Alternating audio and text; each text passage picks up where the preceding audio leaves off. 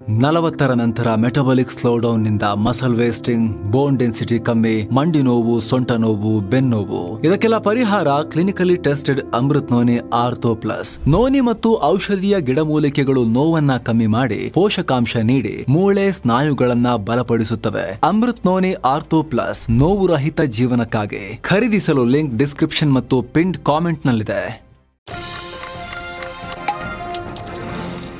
ಸಂಘ ಪರಿವಾರಕ್ಕೆ ಸಿದ್ದು ಶಾಕ್.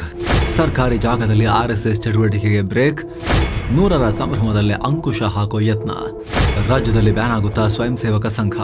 ಸ್ನೇಹಿತರೆ, ಬಿಜೆಪಿಯ ಮಾತೃ ಸಂಸ್ಥೆ, ದೇಶದ ಅತಿದೊಡ್ಡ ಸಂಘಟನೆ ಆರ್ಎಸ್ಎಸ್ ರಾಷ್ಟ್ರೀಯ ಸ್ವಯಂ ಸೇವಕ ಸಂಘ 100ನೇ ಜನ್ಮ ವಾರ್ಷಿಕೋತ್ಸವದ ಸಂಭ್ರಮದಲ್ಲಿದೆ. ದೇಶಾದ್ಯಂತ ಶತಮಾನೋತ್ಸವದ ಸಡಗರದಲ್ಲಿ ಸಂಘದವರಿದ್ದಾರೆ. ಆದರೆ ಇದೇ ಹೊತ್ತಲ್ಲಿ ರಾಜ್ಯ ಕಾಂಗ್ರೆಸ್ ಸರ್ಕಾರ ಆರ್ಎಸ್ಎಸ್ ಬ್ಯಾನ್ ಮಾಡೋ ತಯಾರಿ ನಡೆಸಿದೆ. ಗ್ರಾಮೀಣಾಭಿವೃದ್ಧಿ ಸಚಿವ ಖರ್ಗೆ ಪುತ್ರ ಪ್ರಿಯಾಂಕ್ ಖರ್ಗೆ ಸರ್ಕಾರಿ ಸ್ಥಳಗಳಲ್ಲಿ ಆರ್ಎಸ್ಎಸ್ ನಡೆಸುವ ಎಲ್ಲ ಚಟುವಟಿಕೆಗೆ ನಿಷೇಧ ಹೇರಬೇಕು, ಆರ್ಎಸ್ಎಸ್ನ ಬ್ಯಾನ್ ಮಾಡಬೇಕು ಅಂತ ನೇರವಾಗಿ ಮುಖ್ಯಮಂತ್ರಿಗೆ ಲೆಟರ್ ಬರೆದಿದ್ದಾರೆ. ಇದಕ್ಕೆ ಕಾಂಗ್ರೆಸ್ನ ನಾಯಕ ಬಿಕೆ ಹರಿಪ್ರಸಾದ್ ಕೂಡ ಹೌದು ಮಾಡಬೇಕು ಅಂತ ಹೇಳಿದ್ದಾರೆ. ಆರ್ಎಸ್ಎಸ್ಗೆ ನಿಯಂತ್ರಣ ಹಾಕಬೇಕು ಅಂತ ಹೇಳಿದ್ದಾರೆ. ಈಗ ಆಲ್ರೆಡಿ ಸಿಎಂ ಸಿದ್ದರಾಮಯ್ಯ ಕೂಡ ಈ ಸಂಬಂಧ ಸೂಕ್ತ ಕ್ರಮ ಜರುಗಿಸಿ ಅಂತ ತಮ್ಮ ಕಾರ್ಯದರ್ಶಿಗೆ ಸೂಚನೆಯನ್ನು ಕೊಟ್ಟಿದ್ದಾರೆ. ಒಟ್ಟಿನಲ್ಲಿ ಆರ್ಎಸ್ಎಸ್ಗೆ ಕರ್ನಾಟಕದಲ್ಲಿ ಅಂಕುಶ ಹಾಕೋಕೆ ಎಲ್ಲ ತಯಾರಿ ನಡೀತಾ ಇದೆ. ಹಾಗಿದ್ರೆ ಇದು ನಿಜವಾಗ್ಲೂ ಸಾಧ್ಯ ಆಗತ್ತಾ? ನಿಜವಾಗ್ಲೂ ಕರ್ನಾಟಕದಲ್ಲಿ ಆರ್ಎಸ್ಎಸ್ ಬ್ಯಾನ್ ಆಗತ್ತಾ? ಆರ್ಎಸ್ಎಸ್ನಂತಹ ದೈತ್ಯ ಸಂಘಟನೆ ನಿಷೇಧಿಸುವ ಅಧಿಕಾರ ರಾಜ್ಯ ಸರ್ಕಾರಕ್ಕೆ ಇದೆಯಾ? ಯಾವ ಆಧಾರದಲ್ಲಿ ಸಂಘಟನೆಗಳನ್ನು ಬ್ಯಾನ್ ಮಾಡೋಕೆ ಕಾನೂನುಬದ್ಧವಾಗಿ ಅವಕಾಶಗಳಿದ್ದಾವೆ? ಆರ್ಎಸ್ಎಸ್ ಬ್ಯಾನ್ ವಿಚಾರ ಮುಂದಿಟ್ಟು ಸರ್ಕಾರ ಹಾವಿನ ಹುತ್ತಕ್ಕೆ ಕೈ ಹಾಕೋ ಪ್ರಯತ್ನ ಮಾಡ್ತಾ ಇದೆಯಾ ಸ್ನೇಹಿತರೆ? ಅಥವಾ ಬರೀ ಹೈಕಮಾಂಡ್ ಮುಂದೆ ಶಹಬಾಷ್ಗಿರಿ ಪಡೆಯೋ ಪ್ರಯತ್ನನ? ಬನ್ನಿ ಎಲ್ಲವನ್ನ ಈ ವರದಿಯಲ್ಲಿ ನೋಡ್ತಾ ಹೋಗೋಣ. ಕಡೆ ತನಕ ಮಿಸ್ ಮಾಡದೆ ನೋಡಿ. ಆರ್ಎಸ್ಎಸ್ ಬ್ಯಾನ್ ಮಾಡಿ ಪತ್ರ ಬರೆದ ಜೂನಿಯರ್ ಖರ್ಗೆ. ಯಾವಾಗಲೂ ಸೈದ್ಧಾಂತಿಕ ನೆಲೆಗಟ್ಟಿನಲ್ಲಿ ಕ್ಲಿಯರ್ ಸ್ಟ್ಯಾಂಡ್ ತಗೊಂಡು ಏನು ಪೊಲಿಟಿಕಲ್ ಧ್ರುವಗಳಿದ್ದಾವೆ, ರೈಟ್ ಲೆಫ್ಟ್ ಅಂತ. ಅದರಲ್ಲಿ ಎಕ್ಸ್ಟ್ರೀಮ್ ಲೆಫ್ಟಲ್ಲಿ ನಿಂತ್ಕೊಳ್ಳೋಕೆ ಯಾವಾಗಲೂ ಕೂಡ ಆ ರೀತಿ ಪ್ರೊಜೆಕ್ಟ್ ಮಾಡಿಕೊಳ್ಳುವಂತಹ ಪ್ರಿಯಾಂಕ್ ಖರ್ಗೆ ಈ ಹುತ್ತಕ್ಕೆ ಕೈ ಹಾಕಿದ್ದಾರೆ. ಈಗ ಅಕ್ಟೋಬರ್ 4ನೇ ತಾರೀಕು ಮುಖ್ಯಮಂತ್ರಿ ಸಿದ್ದರಾಮಯ್ಯಗೆ ಪತ್ರವನ್ನು ಬರೆದಿದ್ದಾರೆ. ಅದರಲ್ಲಿ ಸಮಾಜದಲ್ಲಿ ದ್ವೇಷ ಬಿತ್ತು ವಿಭಜಕ ಶಕ್ತಿಗಳನ್ನು ನಿಗ್ರಹಿಸೋಕೆ ಹಾಗೂ ದೇಶದ ಸೆಕ್ಯುಲರ್ ಮೌಲ್ಯಗಳನ್ನು, ಜಾತ್ಯತೀತ ಮೌಲ್ಯಗಳನ್ನು ಎತ್ತಿ ಹಿಡಿಯೋಕೆ ಸಂವಿಧಾನವೇ ನಮಗೆ ಅಧಿಕಾರ ಕೊಟ್ಟಿದೆ. ಅಂಥದ್ರಲ್ಲಿ ಆರ್ಎಸ್ಎಸ್ ಅನ್ನೋ ಸಂಘಟನೆ ಸರ್ಕಾರಿ ಶಾಲೆ, ಸಾರ್ವಜನಿಕ ಸರ್ಕಾರಿ ಮೈದಾನಗಳನ್ನು ಬಳಸಿಕೊಂಡು ಶಾಖೆ ನಡೆಸ್ತಾ ಇದ್ದಾರೆ. ಈ ಮೂಲಕ ಮಕ್ಕಳು ಮತ್ತು ಯುವ ಸಮುದಾಯದ ಮನಸ್ಸಲ್ಲಿ ಸಂವಿಧಾನದ ಆಶಯಗಳಿಗೆ ವಿರುದ್ಧವಾದ ನಕಾರಾತ್ಮಕ ಅಂದರೆ ನೆಗೆಟಿವ್ ಆಲೋಚನೆಗಳನ್ನು ತುಂಬುತ್ತಾ ಇದ್ದಾರೆ ಅಂತ ಆರೋಪ ಮಾಡಿದ್ದಾರೆ. ಅಷ್ಟೇ ಅಲ್ಲದೆ ಪೊಲೀಸ್ ಅನುಮತಿ ಇಲ್ಲದೆ ದೊಣ್ಣೆಗಳನ್ನು ಹಿಡಿದು ಆಕ್ರಮಣಕಾರಿ ಪ್ರದರ್ಶನ ನಡೆಸ್ತಾ ಇದ್ದಾರೆ. ಇದು ಮುಗ್ಧ ಮಕ್ಕಳ ಮನಸ್ಸಿನ ಮೇಲೆ ಪರಿಣಾಮ ಬೀರ್ತಾ ಇದೆ. ಹೀಗಾಗಿ ನಾಡಿನ ಮಕ್ಕಳು, ಯುವ ಸಮುದಾಯ, ಸಾರ್ವಜನಿಕರು ಹಾಗೂ ಸಮಾಜದ ಸ್ವಾಸ್ಥ್ಯದ ಹಿತದೃಷ್ಟಿಯಿಂದ ಸರ್ಕಾರಿ ಶಾಲೆ, ಸರ್ಕಾರದ ಅನುದಾನಿತ ಶಾಲೆ, ಮೈದಾನ, ಪಾರ್ಕ್, ಮುಜರಾಯಿ ಇಲಾಖೆ, ದೇವಸ್ಥಾನ, ಪುರಾತತ್ವ ಇಲಾಖೆ ಸ್ಥಳಗಳು ಸೇರಿದ ಹಾಗೆ ಯಾವುದೇ ಸರ್ಕಾರಿ ಸ್ಥಳಗಳಲ್ಲಿ ಆರ್ಎಸ್ಎಸ್ ಶಾಖೆ, ಸಾಂಘಿಕ್ ಅಥವಾ ಬೈಠಕ್ ಹೆಸರಲ್ಲಿ ನಡೆಸುವ ಎಲ್ಲ ಚಟುವಟಿಕೆಗಳಿಗೆ ನಿಷೇಧ ಹಾಕಬೇಕು ಅಂತ ಸಿದ್ದರಾಮಯ್ಯ ಅವರಿಗೆ ಮನವಿ ಮಾಡಿದ್ದಾರೆ. ಒಟ್ಟಾರೆ ಸರ್ಕಾರಿ ಜಾಗದಲ್ಲಿ ಆರ್ಎಸ್ಎಸ್ ಕೆಲಸ ಮಾಡಬಾರದು ಅನ್ನೋ ರೀತಿಯಲ್ಲಿ ಜೂನಿಯರ್ ಖರ್ಗೆ ಮಾತನಾಡಿದ್ದಾರೆ. ಆರ್ಎಸ್ಎಸ್ ಭಾರತದ ತಾಲಿಬಾನ್, ಕಿಡಿ ಹಚ್ಚಿದ ಹರಿಪ್ರಸಾದ್. ಜೂನಿಯರ್ ಖರ್ಗೆ ಪ್ರಪೋಸಲ್ಗೆ ಕಾಂಗ್ರೆಸ್ ನಾಯಕ, ಪರಿಷತ್ ಸದಸ್ಯ ಬಿಕೆ ಹರಿಪ್ರಸಾದ್ ಕೂಡ ಸಪೋರ್ಟ್ ಮಾಡಿದ್ದಾರೆ. ಆರ್ಎಸ್ಎಸ್ನವರು ಭಾರತದ ತಾಲಿಬಾನಿಗಳು ಅಂತ ಹೇಳಿದ್ದಾರೆ. ಲಾಠಿ ತಲವಾರ್ ತಿರುಗಿಸ್ಕೊಂಡು ಓಡಾಡ್ತಾರೆ. ಸರ್ಕಾರಿ ಜಾಗಗಳಲ್ಲಿ ಯಾವುದೇ ಕಾರ್ಯಕ್ರಮ ನಡೆಸಿದ್ರೂ ಕೂಡ ಮೊದಲು ಸರ್ಕಾರದ ಅನುಮತಿ ಪಡೆಯೋದು ಕಡ್ಡಾಯ. ಆದರೆ ಆರ್ಎಸ್ಎಸ್ ಯಾವುದೇ ಪರ್ಮಿಷನ್ ಇಲ್ಲದೆ ಸರ್ಕಾರಿ ಜಾಗವನ್ನು ಬಳಸ್ತಾ ಇದೆ. ಅದರಲ್ಲೂ ಇದೊಂದು ಭೂಗತ ಸಂಘಟನೆ, ಸರ್ಕಾರದಲ್ಲಿ ರಿಜಿಸ್ಟರೇ ಆಗಿಲ್ಲ.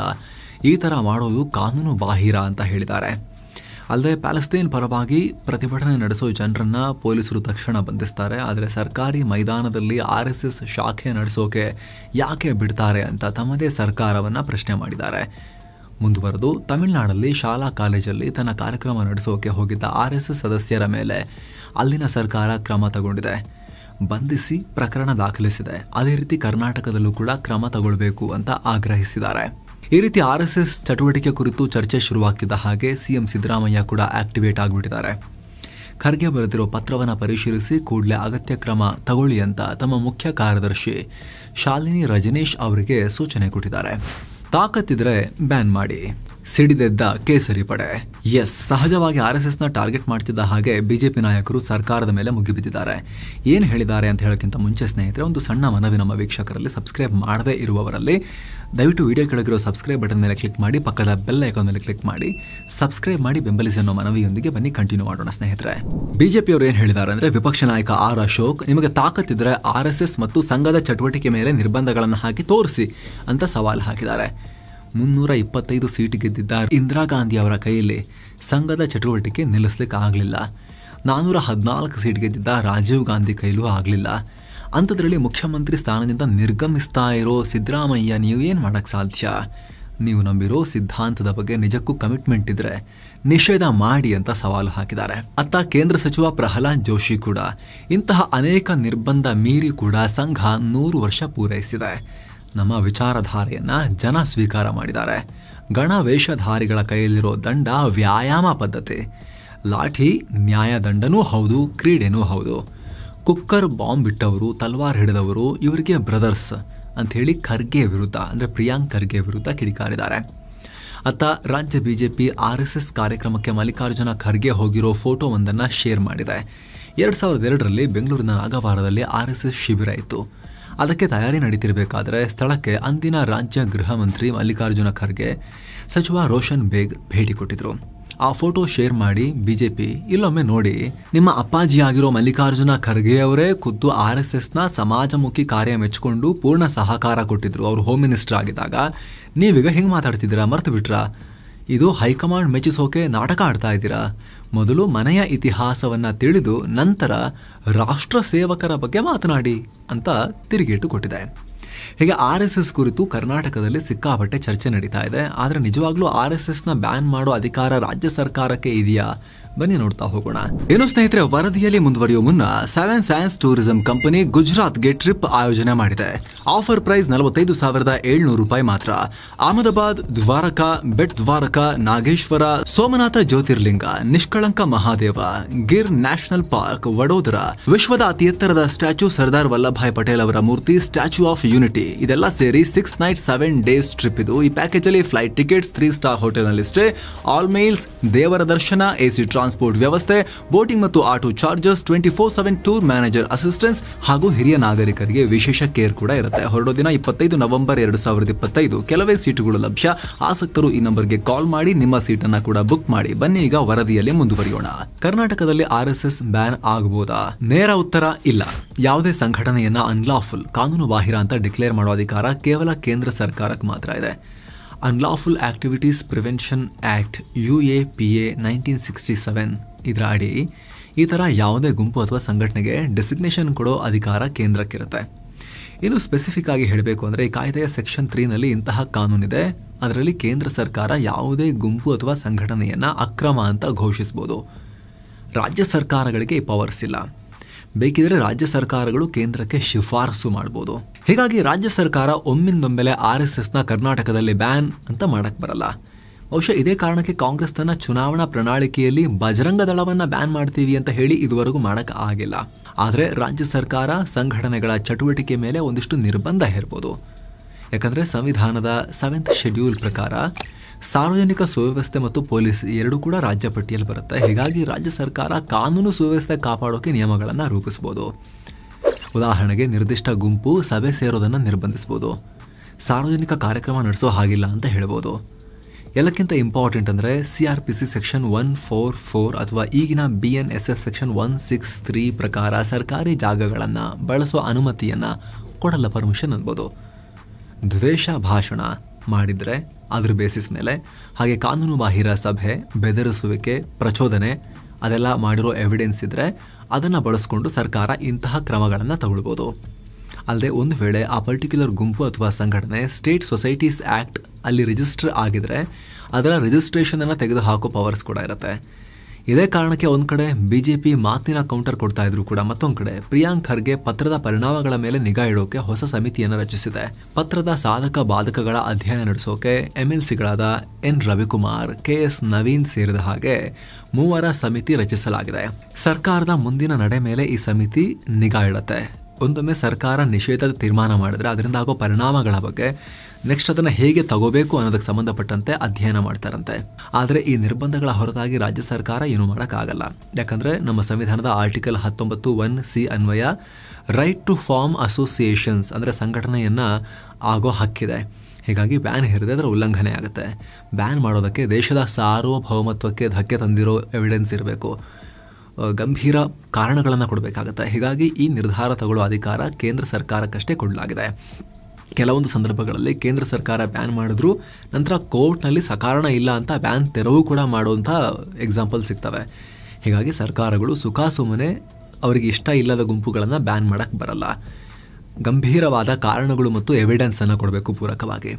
ಸೊ ರಾಜ್ಯ ಸರ್ಕಾರ ಬೇಕಾದರೆ ಜೂನಿಯರ್ ಖರ್ಗೆ ಅವರ ಪತ್ರದಂತೆ RSSನ ಬೈಠಕ್ ಸಾಂಘಿಕ ಕಾರ್ಯಕ್ರಮಗಳನ್ನು ಅದರಲ್ಲಿ ಡಿಸ್ರಪ್ಷನ್ಸನ್ನು ಉಂಟು ಮಾಡ್ಬೋದು, ಅಡಚಣೆಗಳನ್ನು ಉಂಟು ಮಾಡ್ಬೋದು. ಪರ್ಮಿಷನ್ ಕೇಳಿದೆ ಮಾಡೋಂಗಿಲ್ಲ ಅನ್ನೋ ನಿರ್ಬಂಧಗಳನ್ನು ಹೇರ್ಬೋದು, ಗ್ರೌಂಡಿಗೆ ಬರೋಕ್ಕೆ ಬಿಡಲ್ಲ ಅಂತ ಹೇಳ್ಬೋದು, ಪರ್ಮಿಷನ್ಗೆ ಅಪ್ಲೈ ಮಾಡಿದಾಗ ಡಿಲೇ ಮಾಡ್ಬೋದು ಅಥವಾ ಕೊಡಲ್ಲ ಅಂತ ಹೇಳ್ಬೋದು, ಅಥವಾ ಇವಾಗ ಆಗಲ್ಲ ಅಂತ ಹೇಳ್ಬೋದು. ಈ ಥರದ್ದೆಲ್ಲ ಮಾಡ್ಬೋದು. ಇನ್ನು ಪೊಲಿಟಿಕಲಿ ಕೂಡ ಇದರಲ್ಲಿ ಆಕ್ಷನ್ಗಿಂತ ಹೆಚ್ಚಾಗಿ ಮೆಸೇಜಿಂಗ್ ಇದ್ದಂಗೆ ಕಾಣಿಸ್ತಾ ಇದೆ. ಕಾಂಗ್ರೆಸ್ನ ಕೋರ್ ವೋಟ್ ಬ್ಯಾಂಕ್ಗೆ ಒಂದು ಮೆಸೇಜ್ ಪಾಸ್ ಮಾಡೋ ಪ್ರಯತ್ನ, ನಮ್ಮ ಇಂಟೆನ್ಷನ್ಸ್ ಈ ರೀತಿ ಇದೆ ಅಂತ ಹೇಳಿ ಮೆಸೇಜ್ ಪಾಸ್ ಮಾಡೋ ಪ್ರಯತ್ನ ಕೂಡ ಇದ್ದಂತಿದೆ. ಬಜರಂಗ ದಳ ಬ್ಯಾನ್ ಮಾಡ್ತೀವಿ ಅಂತ ಹೇಳಿ ಇನ್ನೂ ಕೂಡ ಸಿದ್ದರಾಮಯ್ಯ ಗೌರ್ಮೆಂಟ್ ಮಾಡಲಿಲ್ಲ. ಚುನಾವಣೆಗೆ ಹೋಗ್ಬೇಕಾದ್ರೆ ಅವ್ರು ಹೇಳಿಬಿಟ್ಟು ಹೋಗಿರೋದು ಬ್ಯಾನ್ ಮಾಡ್ತೀವಿ ಅಂತ. ಬಟ್ ಇನ್ನೂ ಕೂಡ ಅದ್ರ ಬಗ್ಗೆ ಏನೂ ಕ್ರಮ ಅವರು ತಗೊಂಡಿಲ್ಲ. ಸೊ ಆವಾಗಲೂ ಕೂಡ ಏನು ವಿಶ್ಲೇಷಣೆ ಆಗಿತ್ತು ಅಂತ ಹೇಳಿದ್ರೆ, ತಮ್ಮ ಕೋರ್ ವೋಟ್ ಬ್ಯಾಂಕ್ಗೆ ಅಥವಾ ತಮ್ಮ ಬೆಂಬಲಿಗ ಮತ ಸಮೂಹಕ್ಕೆ ಒಂದು ಮೆಸೇಜ್ ಪಾಸ್ ಮಾಡೋ ಪ್ರಯತ್ನ, ನಮ್ಮ ಇಂಟೆನ್ಷನ್ಸ್ ಈ ರೀತಿ ಇದೆ ಅಂದರೆ ನಿಮ್ಮ ಪರ ಇರ್ತೀವಿ ನಾವು ಅನ್ನೋ ಮೆಸೇಜ್ ಪಾಸ್ ಮಾಡೋ ಪ್ರಯತ್ನ ಇರಬಹುದು ಅನ್ನೋ ವಿಶ್ಲೇಷಣೆ ಅವತ್ತು ಮಾಡಲಾಗಿತ್ತು. ಸೊ ಇವಾಗಲೂ ಕೂಡ ಹಾಗೆ ಮಾಡೋಕ್ಕೆ ಹೊರಟಿದಾರ ಅನ್ನೋ ವಿಶ್ಲೇಷಣೆ ಇದೆ. ಹಿಂಗೆ ಮಾಡೋಕ್ಕೆ ಹೊರಟಿದ್ದಾರೆ ಅನ್ನೋದಲ್ಲ, ಅದು ಅವ್ರ ತಲೆಯಲ್ಲಿ ಏನಿದೆ ಅಂತ ನಾವು ಇಣುಕಿ ನೋಡೋಕ್ಕಾಗಲ್ಲ. ಆದರೆ ಆ ರೀತಿ ವಿಶ್ಲೇಷಣೆ ನಡೀತಾ ಇದೆ ಅಷ್ಟೇ. ಜೊತೆಗೆ ಒಂದು ವೇಳೆ ಬ್ಯಾನ್ ಮಾಡೋಕ್ಕಾಗಿಲ್ಲ ಅಂದರೂ ಕೂಡ ಈ ರೀತಿ ನಿರ್ಬಂಧಿಸ್ತೀವಿ ಅಂತ ಹೊರಟರೂ ಕೂಡ ಅದೊಂಥರ ಬ್ಯಾನ್ ಮಾಡಿದ ಹಾಗೇನೆ, ಕೈಕಾಲುಗಳನ್ನು ಕಟ್ಟಿ ಹಾಕಿದಾಗೇನೆ. ಹಾಗೇನಾದರೂ ಮಾಡಿದ್ರೆ ಇಡೀ RSSನ ಇಡೀ ಎಲ್ಲ ಸಂಘ ಪರಿವಾರ BJP ಸೇರಿ ಒಟ್ಟಾಗಿ ರೊಚ್ಚಿಗೆದ್ದು ಕರ್ನಾಟಕದ ಕಾಂಗ್ರೆಸ್ ಸರ್ಕಾರದ ವಿರುದ್ಧ ಮತ್ತು ಪಕ್ಷದ ವಿರುದ್ಧ ಅವರು ಚಟುವಟಿಕೆಗಳನ್ನು ಶುರು ಮಾಡ್ತಾರೆ. ಅದರಲ್ಲೂ RSS ಶತಮಾನೋತ್ಸವ ಆಚರಿಸ್ತಾ ಇರೋದ್ರಿಂದ RSS ಮತ್ತು BJP ದೊಡ್ಡದಾಗಿ ತಯಾರಿ ಮಾಡ್ಕೊಳ್ತಾ ಇದ್ದಾವೆ. ಯಾವತ್ತೂ ಶಾಖೆಯ ಮುಖ ನೋಡೋದವರು ಗಣವೇಶ ಧರಿಸಿ ತಿರುಗಾಡ್ತಿದ್ದಾರೆ. ಹೀಗಾಗಿ ಈ ಟೈಮ್ನಲ್ಲಿ ಈ ಕಲ್ಲು ಹೊಡೆದ್ರೆ ದೊಡ್ಡ ಪ್ರಮಾಣದಲ್ಲಿ ಇದು ಸುದ್ದಿ ಆಗುತ್ತೆ, ರಾಷ್ಟ್ರ ಮಟ್ಟಕ್ಕೂ ಹೋಗುತ್ತೆ, ಹೈಕಮಾಂಡ್ ಕಿವಿಗೂ ತಲುಪುತ್ತೆ ಅನ್ನೋದು ಗೊತ್ತು. ಜೂನಿಯರ್ ಖರ್ಗೆ ಅವ್ರಿಗೂ ಗೊತ್ತು. ಹೈಕಮಾಂಡ್ ಗಮನಕ್ಕೆ ಹೋಗೋಕೆ, ಆ ಲೆವೆಲ್ಗೆ ಮಾಹಿತಿ ತಲುಪಿಸ್ಲಿಕ್ಕೆ ಅಲ್ಲಿ ಅವರ ಫಾದರೇ ಇದ್ದಾರೆ, ಅವರ ತಂದೆಯವರೇ ರಾಷ್ಟ್ರೀಯ ಅಧ್ಯಕ್ಷರು. ನೇರವಾಗಿ ಗಾಂಧಿ ಫ್ಯಾಮಿಲಿಯೊಂದಿಗೆ ಅಂದರೆ ರಾಹುಲ್ ಗಾಂಧಿ, ಸೋನಿಯಾ ಗಾಂಧಿ ಅವರೊಂದಿಗೆ ನೇರ ಸಂಪರ್ಕವನ್ನು ಹೊಂದಿರೋರು. ಆದರೆ ಇದು ಗ್ರೌಂಡ್ ಅಪ್ ಅಂದರೆ ಸಮಾಜದಿಂದ ಎಲ್ಲ ಕಡೆ ಚರ್ಚೆ ಆಗಿ ಆ ಮೂಲಕ ಯಾರು ಹೇಳಿದ್ದು? ಪ್ರಿಯಾಂಕ್ ಖರ್ಗೆ ಹೇಳಿದ್ದು ಅನ್ನೋ ರೀತಿ ಚರ್ಚೆ ಆಗುತ್ತಲ್ವ. ಅವಾಗ ಐಡಿಯಾಲಜಿಕಲ್ ಪೊಸಿಷನಿಂಗ್ ನಂದು ತುಂಬ ಸ್ಟ್ರಾಂಗ್ ಆಗುತ್ತೆ ಅನ್ನೋ ಲೆಕ್ಕಾಚಾರ ಕೂಡ as A politician Priyank Kharge ಅವರಿಗೆ ಇರಬಹುದು. ಇದಕ್ಕೆ ಸಂಬಂಧಪಟ್ಟಂತೆ ನಿಮಗೆ ಏನನ್ಸುತ್ತೆ ಸ್ನೇಹಿತರೆ? ನನ್ನ ಕಾಮೆಂಟ್ ಮಾಡಿ ತಿಳಿಸಿ. ಹಾಗೆ ಸ್ನೇಹಿತರೆ, ಮಸ್ತ್ ಮಗ ಪ್ರೀಮಿಯಂ ಮೆಂಬರ್ಶಿಪ್ ಫ್ಯಾಮಿಲಿಗೆ ಜಾಯ್ನ್ ಆಗೋಕೆ ನೀವು ವಿಡಿಯೋ ಕೆಳಗಿರೋ ಜಾಯ್ನ್ ಆಪ್ಷನ್ ಮೂಲಕ ಜಾಯ್ನ್ ಆಗ್ಬೋದು. ಆ್ಯಪಲ್ ಯೂಸರ್ಸ್ ಡಿಸ್ಕ್ರಿಪ್ಷನ್ ಮತ್ತು ಪಿನ್ ಮಾಡಿರೋ ಕಾಮೆಂಟ್ನಲ್ಲಿ ಕೊಟ್ಟಿರೋ ಮೆಂಬರ್ಶಿಪ್ ಲಿಂಕ್ ಮೂಲಕ ಆಮೇಲೆ ಬ್ರೌಸರಿಗೆ ಹೋಗಿ ಅಲ್ಲಿಂದ ಜಾಯ್ನ್ ಆಗಬಹುದು. ಅಲ್ಲಿ ನಾವು ಮೆಂಬರ್ಶಿಪ್ ಓನ್ಲಿ ವಿಡಿಯೋಸನ್ನು ಕೊಡ್ತಾ ಹೋಗುವಂಥ ಪ್ರಯತ್ನವನ್ನು ಮಾಡ್ತೇವೆ. ವಿಡಿಯೋಸ್ ಹಾಗೂ ಈ ಥರ ಮೆಂಬರ್ಶಿಪ್ ಓನ್ಲಿ ಕಾಂಟೆಂಟ್, ಅಲ್ಲಿ ನಾವು ಸೇರಿಸೋ ಯಾವುದೇ ಆ್ಯಡ್ಸ್ ಇರೋದಿಲ್ಲ, ನಮ್ಮ ಕಡೆಯಿಂದ ಹಾಕೋ ಯಾವುದೇ ಆ್ಯಡ್ಗಳು ಅಲ್ಲಿ ಇರೋದಿಲ್ಲ. ಪ್ಯೂರ್ ಕಾಂಟೆಂಟ್, ಪ್ರೀಮಿಯಂ ಎಕ್ಸ್ಪೀರಿಯನ್ಸ್ ಕೊಡೋ ಪ್ರಯತ್ನವನ್ನು ನಾವು ಮೆಂಬರ್ಶಿಪ್ ಗ್ರೂಪ್ನ ಒಳಗಡೆ ಮಾಡ್ತಾ ಇದ್ದೀವಿ.